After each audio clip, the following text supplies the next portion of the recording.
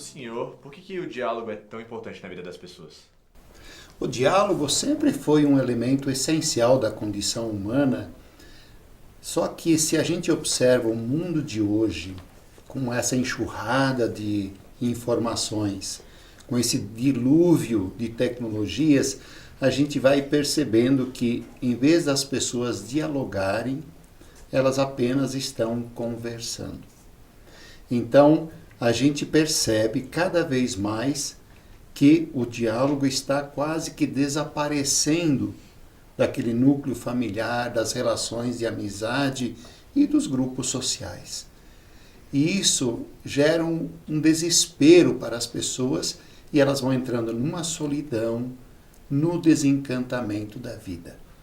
Então, diante dessa realidade, um dos aspectos para reverter essa situação de desânimo e de desencanto é o diálogo. Só que o diálogo, ele não pode ser visto apenas como uma conversa. Os encontros não podem se estabelecer apenas por meio de contatos, mas precisa ter um vínculo que envolve o ser humano como um todo, esse ser humano que pensa, que reflete, mas que aponta caminhos novos. Essa é a proposta da gente restabelecer o diálogo nesse cenário que não propicia o diálogo, apesar das informações e das tecnologias das quais nós dispomos nos dias de hoje. E o diálogo, ele está presente em algum tipo de processo pedagógico? Os processos pedagógicos, eles sempre estiveram fundamentados sobre o diálogo.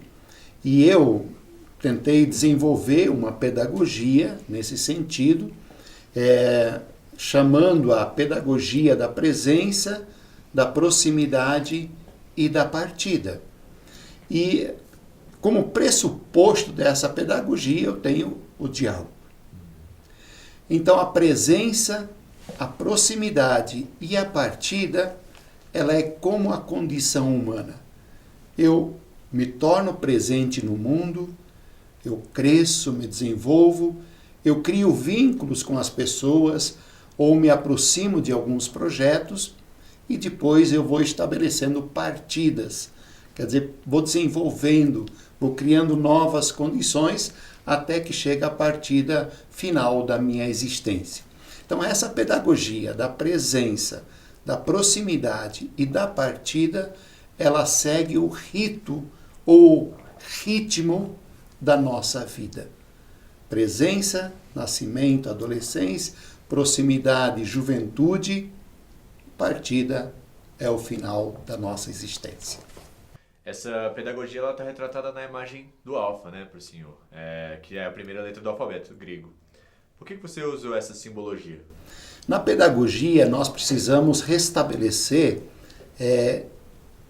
a linguagem simbólica. O que estou dizendo com isso? Que geralmente o processo educativo ele é muito conceitual. E nós precisamos incorporar também a dimensão mais simbólica. Foi por isso que eu busquei um símbolo que retratasse um pouco essa pedagogia da presença, proximidade e partida. Foi então que eu encontrei a letra alfa, que é a primeira letra do alfabeto grego, que tem essa dinâmica. Tem uma circularidade, tem uma conexão e tem uma abertura. Então, nesse sentido, esse símbolo, que é a letra alfa do alfabeto grego, ele me dá suporte para entender que a presença se dá sempre na circularidade, a proximidade se dá nas conexões e a partida é sempre um horizonte aberto. Porque o ser humano é um ser inacabado. Ele está sempre aberto, sempre com sonhos, sempre com desejos, sempre na busca de utopias. E dentro dessa proposta pedagógica do senhor, como ela tem sido no processo educacional?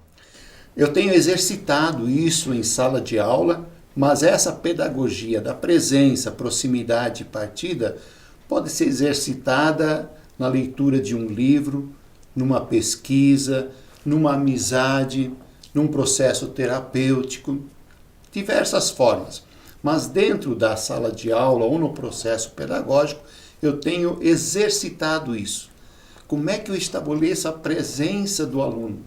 Quer dizer, você conhecer o aluno, ele se torna importante para você, ele é de fato protagonista no processo.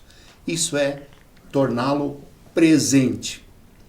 Segundo momento, a proximidade com os conhecimentos, com aquilo que ainda é desconhecido. A gente se aproximar de teóricos e de teorias, mas principalmente apontar novos horizontes. Quer dizer, esse conhecimento que hoje está sendo construído, ele serve para quê? É para minha profissão, para minha vida, seja individual ou seja social. Então, a avaliação que eu tenho tido dos meus estudantes nesse percurso de presença, proximidade e partida tem se revelado muito interessante. Porque as pessoas chegam no final do semestre muito mais interessadas e mais felizes. Quais tipos de diálogos são desejados e necessários de se construir, principalmente nesse ambiente educacional? Então, nós temos uma infinidade de maneiras de dialogar. Cada um vai desenvolvendo a sua maneira de dialogar. Mas eu, nessa linha do processo pedagógico, da presença, da proximidade e da partida, também exercito o diálogo. Quer dizer, o que significa um diálogo onde de fato a presença aconteça? Que você não está simplesmente justaposto a uma pessoa, mas você está presente, você estabeleceu um vínculo com ela. O que significa o diálogo na proximidade? Você aproximar problemas, você aproximar desejos, você aproximar os seus mistérios. A gente precisa aproximar tudo o que nós somos e o que temos. Isso é a proximidade. E a partida é justamente nesse momento do diálogo apontar novos horizontes. Dizer que a vida tem novas possibilidades, que as relações são maiores do que essas que nós estabelecemos agora. Então o diálogo tem essa dimensão de ser presença, ser proximidade e ser partida.